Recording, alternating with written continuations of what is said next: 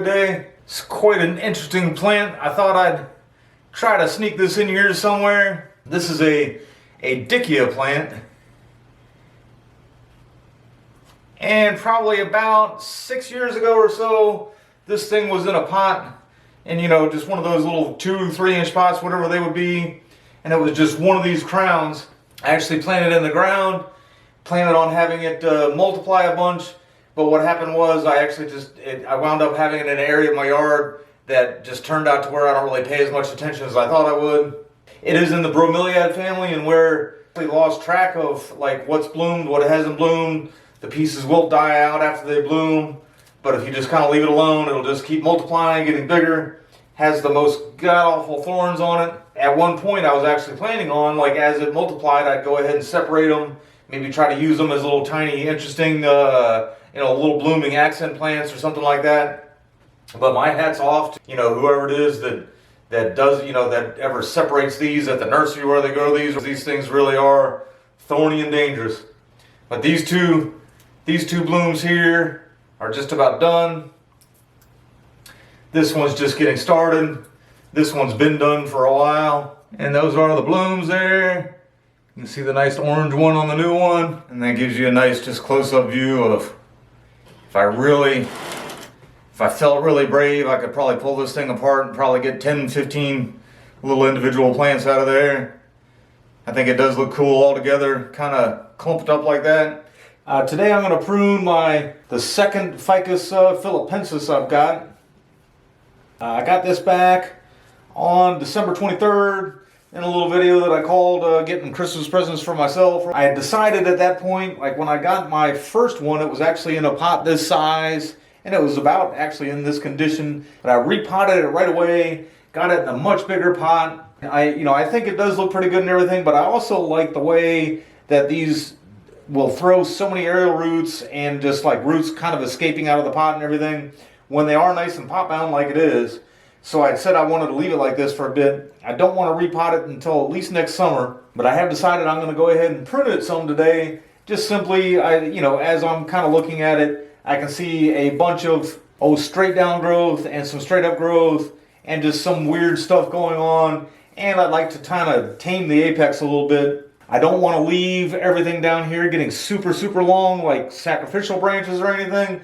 But that was one of the mistakes I felt like I did with the first one. The first thing I did was I cleaned up the trunk, started trying to, arrange the top some, and then it just becomes so apical, it got a lot taller, and then it just didn't really leave much in the way of taper down here. The way the root spreads kind of out on, and again, I'm talking about the other one that I have. It did actually maintain some taper, but for this guy here, I'd like to let it build up a little bit more before I go just cleaning it up. And again, I'll save that for whenever I repot it the first time. I did notice I had this sitting on a pallet, and it kind of actually one day it almost blew over, and it kind of blew halfway over, and I realized that it was rooted onto the pallet there a little bit. And then it's kind of strange in that it's got healthy white roots down here that aren't really even attached into anything. I've actually got this sitting on a solid surface out there now. I'm waiting to see what that would look like right now.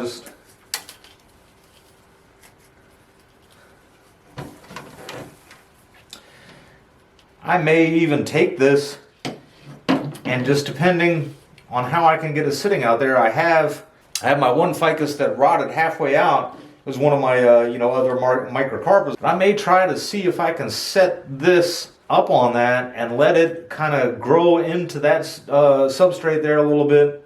Maybe let that pull the trunk out some, and we'll see. I might even give it its own little pot there.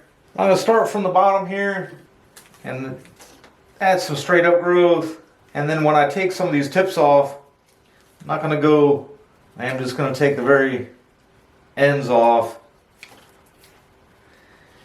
and then the same thing over here. And then this one has, and this is some of the stuff I just started noticing, is this one actually has one coming right up out of the crotch. And I don't want that one. A little dead branch right above it. This one way down here I think that might even be new. I'm going to go ahead and just leave that on there. I won't even take the growing tips off of that one.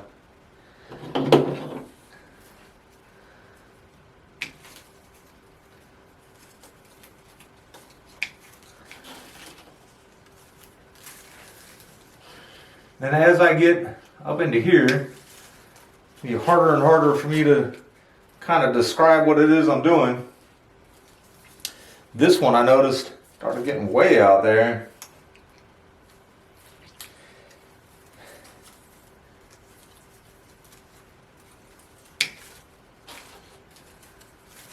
A lot of strong growth coming off of it.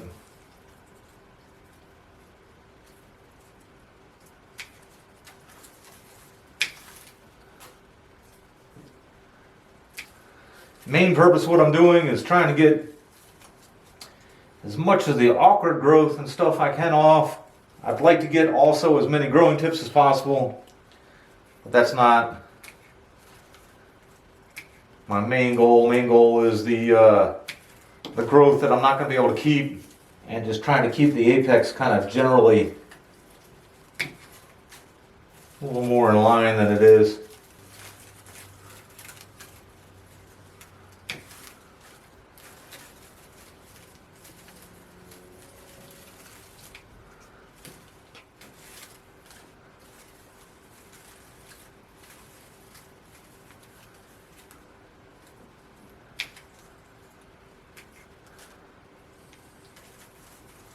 This is where I just kind of realized I was trying to thin that out a bit, and as I was looking at it, deciding I was going to work on it today, I realized these two are coming out of right at the same spot on the trunk there. I was thinking, well, this one's crowding it out some, and I remember now being outside looking at it, I was going to go ahead pull that off there. That even opens it up quite a bit just to get a better look at it here. I don't like the way that kind of comes up and goes straight, but I may have to work with it. That I think was kind of sprouting like that much more growth there because of the aerial root that is attached and winding down. But that's one of my favorite parts about this type of tree, is the way that it does get that kind of wraparound look, and it'll kind of come down like that. The other one that I have has the same look, and then the only microcarpal that I've got like that are ones that I kind of bought that way. I was lucky enough to find in the back of a nursery. It wasn't even a bonsai nursery, it was just a nursery where they had been kind of neglected. Now before I took that one branch off, this kind of looked like it had just an overall apex. And now that I took that one branch off, it's looking to me a little more like it's got, you know, three kind of apexes to it, if you will. But I'm not going to concern myself with that being an issue just yet, although this one is super busy. Thin it out a little bit. This piece is kind of growing back on into the other one, the other part of it there. This is going straight down here.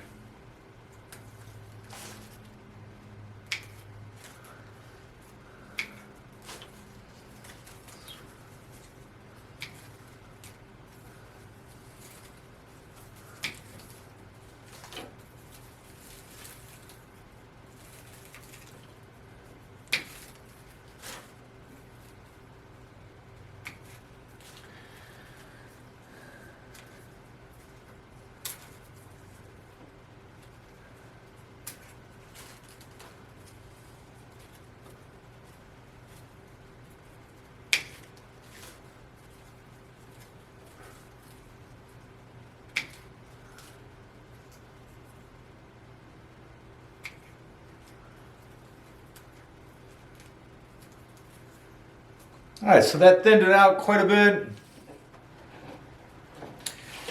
Trying to leave some length on there so that as they kind of lengthen some more, I've got something to wire, move around. But I also just did want to get it tamed in there, let some more air and light in there. Think about some things for a possible front. So that could be a possible front. I think that was originally how I was kind of thinking of it. So now I pulled that out, and I'm dragging that all around. Alright, so that's quite a bit of foliage there. And then what I might do, if I can't set this up quite so it can just kind of rest in you know, another pot where I have some room is I might put another pot like next to it, and then just put that in there like that.